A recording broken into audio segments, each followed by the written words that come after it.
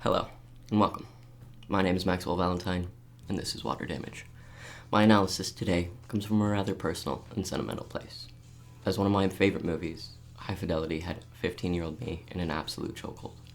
Music-obsessed and emo, and dealing with emotional intensities I had yet to understand.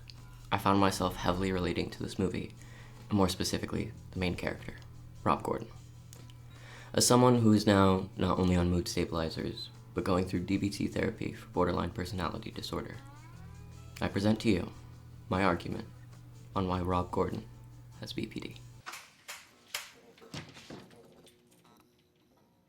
High Fidelity came out in the year 2000, a screenplay written by John Cusack and Stephen Frears, based off a novel by the same name, written by Nick Hornsby. Originally set in London, the screenplay was shifted to take place in Chicago. Starring John and Joan Cusack, Jack Black, Lisa Bonet, and many more, High Fidelity was arguably a big playing token in many careers. Tenacious D even performed at the film premiere 18 months before the release of their debut album. There were several ways this movie almost didn't happen. Frears only takes the writing and directing job to work with John Cusack. John himself personally convinced Jack Black to not only take the role, but then convinced him multiple times to stay and see the project out. Without Cusack, we may have never even gotten a screen adaptation of the story, let alone the beautifully presented one we do. Everyone say thank you, John Cusack, because beyond what he did behind the scenes, his character performance was perhaps one of my all-time top favorites. Rob Gordon, a melancholic, borderline cynic who owns a barely afloat record shop, championship vinyl. Rob uses this fourth wall break / imagined audience to process not only his most current breakup, but what he dubs his top 5 worst breakups of all time. Top 5 lists being a recurring theme for Rob. We see him, by the end of the film, gain not only a semblance of self-awareness, but the seeming want to change and be better, beginning to realize why he's afraid of settling down, growing comfortable, and becoming truly intimate with someone. There is a genuine, though shaky, attempt to break free of his cycles. Now, don't get me wrong, Rob Gordon is kind of a dick. Hey, Rob, you fucking asshole! Throughout the movie, we are constantly faced with his flaws and honest-to-God red flags. But, with a closer analysis of his behaviors, his emotional reactions, and his obsessive fear of rejection, a few key symptoms begin to stick out. Borderline personality disorder, or BPD, is categorized as a cluster B personality disorder, which are often associated with difficulties properly regulating emotions. Within BPD, a prevalent pattern of instability in interpersonal relationships, self-image, and emotions is often found. Impulsive and often destructive behavioral patterns, along with dissociative issues, are also common. Most symptoms begin typically around early adulthood. While the exact causes of BPD are still being debated in the nature versus nurture department, it's most widely accepted that a clear connection between family instability, separation, or emotional distance in early childhood plays a significant role. Genetics and other forms of trauma and distress may also be factors in development. Though, stepping beyond formation, there are 9 main qualifying symptoms associated with BPD. At least 5 present symptoms are required for diagnosis. Number 1, chronic feelings of emptiness. Put on some old sad bastard music, see if I care. I don't want to hear old sad bastard music, Barry. I just want something I can ignore. Number 2, emotional intensity and or instability. You maggots! Whoa, Dustin, pretty when you're angry. Number 3, deep fear of rejection and abandonment. Oh, come on, Charlie. Don't hold back. You can say whatever you like. Why'd you dump me for Marco? Number 4, identity disturbances, unstable image of self. I felt like a fraud. I felt like one of those people who suddenly shaved their heads and said they'd always been punks. I was sure I'd be discovered at any second. Number 5, impulsive and potentially damaging behaviors. Number 6, inappropriate or intense anger, difficulty controlling anger.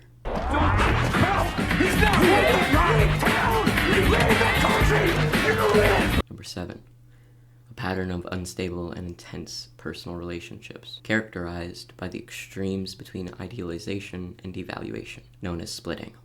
I feel terrible, Rob. You know, this is really hard. Good. Number 8, recurring suicidal behaviors, gestures, or threats, and or self-harming behaviors. I can see now that I'm doomed to die a long, slow, suffocating death. Number 9. Temporary or episodic stress-related paranoid ideation or severe dissociative symptoms. Keep these in mind as we analyze Rob a little deeper. Another fascinating aspect to consider is his relationship and connection to music.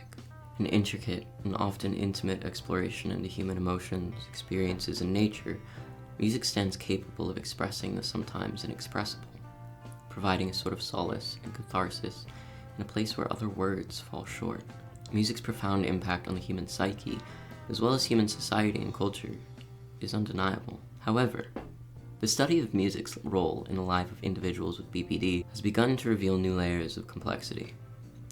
Recent studies published in the Psychology of Music shed some light on just how deeply those with BPD engage with music, not only revealing the value of music's ability to foster social and self-awareness, but the seemingly deep psychological function that music serves in pair with BPD. Evidence in the study suggests that genres which promote introspection, complexity, and emotional depth serve as a form of emotional regulation, as well as aiding the enhancement of self-awareness. Beyond mere preference, the study also illuminates how people with BPD often perceive music differently, particularly in terms of self-awareness, internal processing, and even social connectedness. Research suggests that the music preferences in these individuals is deeply intertwined to their psychological needs. Preferences aren't just that. In fact, it seems to be a subconscious attempt to address their inner needs, such as emotional regulation, identity formation, memory processing, and social interactions. This information helps us understand Rob's character on a deeper level. Music is an integral part of not only the movie itself, but Rob Gordon as a person, especially throughout his internal journey of trying to process moments of rejection and abandonment. What came first, the music or the misery?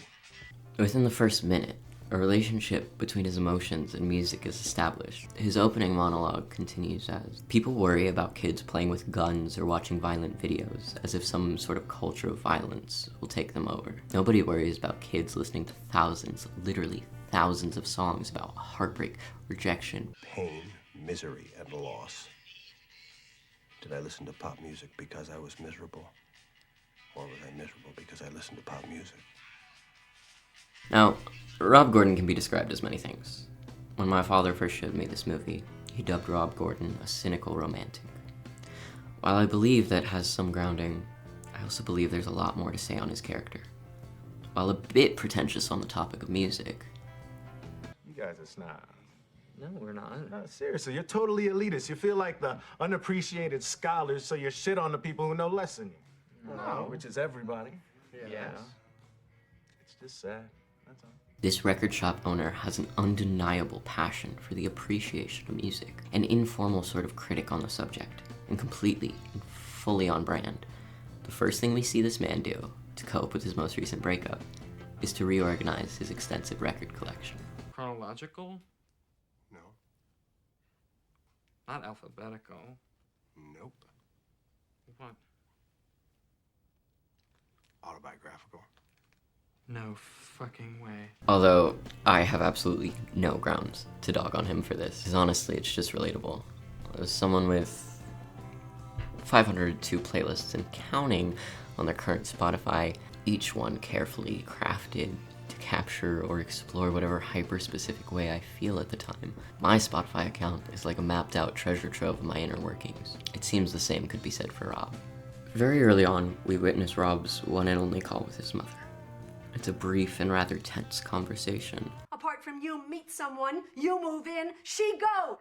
You meet someone, you move in, she goes. Shut up, Mom! God damn, that's some cold shit. We see Rob clearly upset, and his mother's seeming lack of care to how he's actually feeling. She pesters him about his failed relationships, and completely avoids asking if he's okay. I'm alright if that's what's upsetting you. That is not what's upsetting me. Well, it fucking should be, shouldn't it? Outside of a deleted scene, this is the only interaction we see Rob have with his family. In the scene, Rob sits down with his father to talk about relationships, but is met with his father essentially telling him to just get on with it and settle down. So we can't exactly make any solid claims on his upbringing. We see few select pieces of his past while he reminisces on his top 5 worst breakups, though I do believe that what we see of his strained parental relationships, his obsessive habits, emotional outbursts, Did Laura let you leave the house like that? Because, like... Hey! What are you doing? Will you shut up? Will you? both his impulsive and dissociative tendencies. When I came to a few months later, I found, to my surprise, I had flunked out of school. Started working at a record shop. A clear symptomatic picture is painted. Between each of his 5 relationships we see him in, we see a seemingly different aesthetic image of Rob. He matches the energy of who he's attached to at the time, creating an image of himself that can fit into the dynamic. I say nice things about her, and I hint at a deep ocean of melancholy just below the surface, which is all bullshit, really. I've just invented a sketch of a decent, sensitive guy because I'm in the position to invent him. Speaking not only to an unstable image of self, but alluding to the often dependent relationships most individuals with BPD struggle with. And she liked me. She liked me. She liked me. At least I think she did. Rob starts with claiming his most recent breakup with Laura doesn't even qualify for a spot in his top 5. If you really wanted to mess me up, you should have got to me earlier!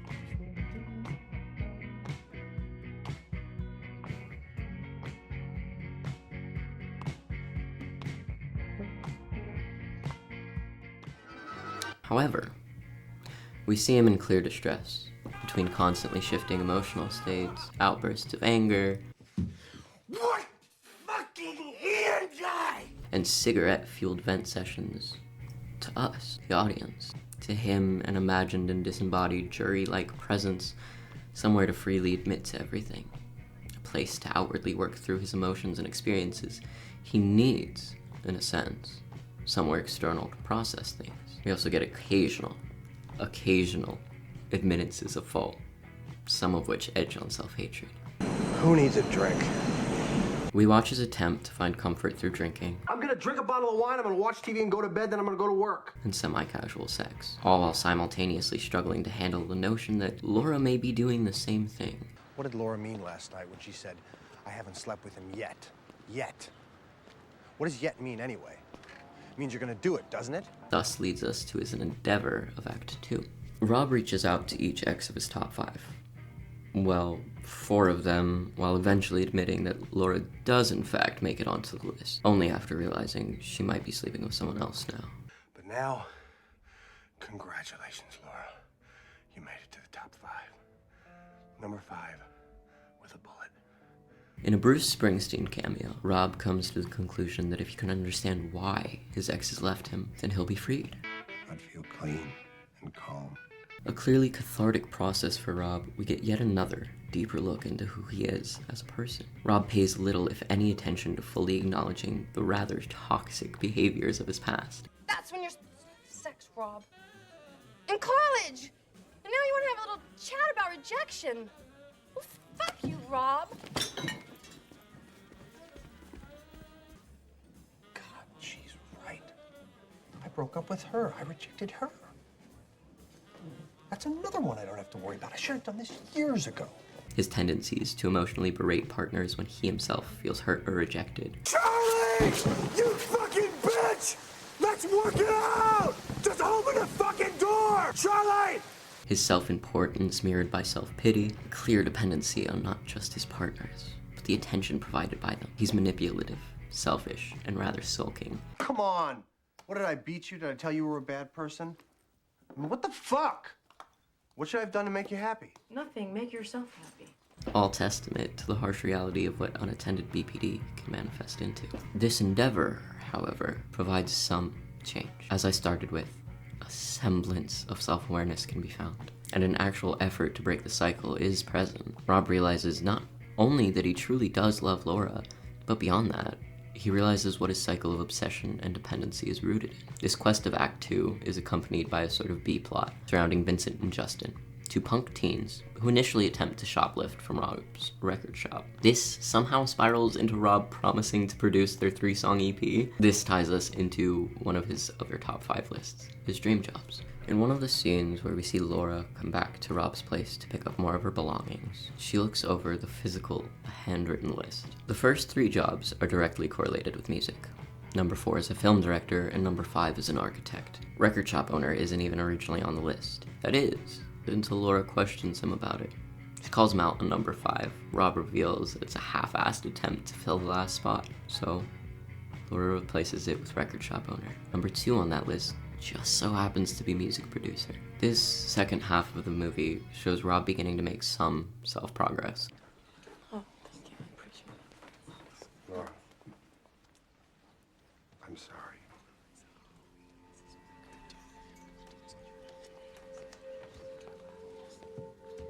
As well as advances in his career. Championship Final seems to be drawing in more customers, Rob is producing a CD, and then Laura calls. Her father has passed away and she looks towards Rob, and the familiarity there for comfort. It comes to the funeral, which also provides us with a lesser-known cameo of John and Joan Cusack's father, Richard Cusack, playing the priest. This, once again, somehow spirals into Rob and Laura getting back together. I'm too tired not to be with you. As things begin to piece and patch themselves together, Laura moves all her stuff in at once. The record shop seems to be thriving, and Laura even plans a record release party for Rob. Things seem to be genuinely settling back down. You could say it was everything I ever wanted. Really. Then, of course, one day, a girl walks into the record shop. Her and Rob hit it off talking about music. She used to watch Rob DJ back in the day. She writes for a music column in a magazine. An opportunity for past cycles emerges. Rob nearly folds. She interviews him, and It's just that you're making something. You, the critic, the professional appreciator, put something new into the world. he uses Laura's words to boost this image of self to this new idea of a person. He doesn't know her. He doesn't really care to. He's just drawn back into the fantasy of something new, something without baggage and context. It's the flat, two-dimensional idea of companionship, fantasy without substance. Rob even begins to make her a tape. He explains how intricate and delicate of a process this is, a clearly near and dear way for him to express emotions that he himself cannot put to words. Tape making, in a way, seems rather intimate to him. Now, the making of a good compilation tape is a very subtle art, many do's and don'ts. First of all, you're using someone else's poetry to express how you feel. This is a delicate thing. However, he stops himself. Now that he's aware of these cycles, it's that much more difficult to let himself sink back into it. I can see now I never really committed to Laura. I always had one foot out the door, and that prevented me from doing a lot of things. Like thinking about my future, and I guess it made more sense to commit to nothing. Keep my options open, and that's suicide. By tiny, tiny increments. A few days after the tape incident, Rob has Laura meet him at a restaurant. They sit down and talk. In a monologue about the mundanities and realities of domesticated life. Top 5 things I miss about Laura. 1, sense of humor. Very dry, but it can also be warm and forgiving. And she's got one of the best all-time laughs in the history of all-time laughs. She laughs with her entire body. Rob reveals what he's found his obsessive cycles to be rooted in. These fantasies of the unknown and the new, all sprouting from the notion of ignoring reality. Within fantasy, you can avoid the conflicts and problems of real relationships. I miss her smell. Though it isn't the most romantic confession, it's real. It's raw, and it shows, first, an actual understanding of past cycles and faults. Then second, the willingness and want to change. Some people, as far as your senses are concerned, just feel like home. Opening up to the want to grow and ultimately settle down. As the movie closes out with an amazing Jack Black performance, we're left with a sense of hope, maybe even a bit of insight into the true nature of adult relationships and the beautiful mundanities of domesticated love. And 5, she does this thing in bed when she can't get to sleep. She kind of half moans and then rubs her feet together an equal number of times. It just kills me.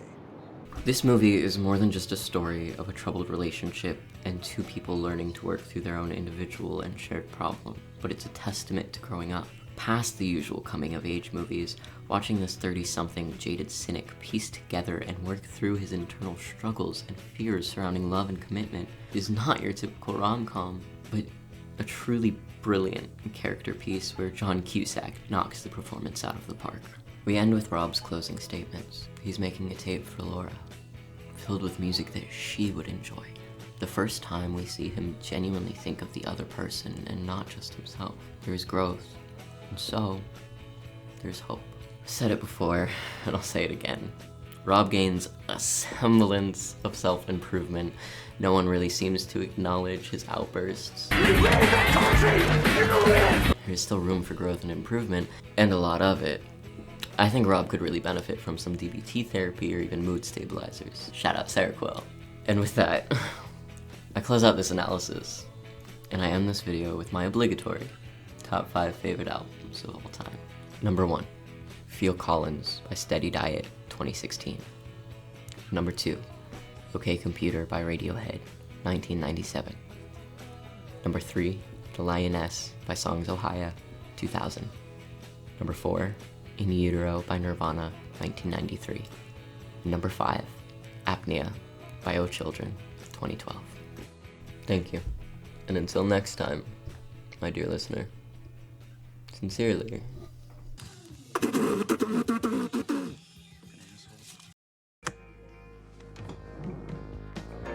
I believe when I fall in love.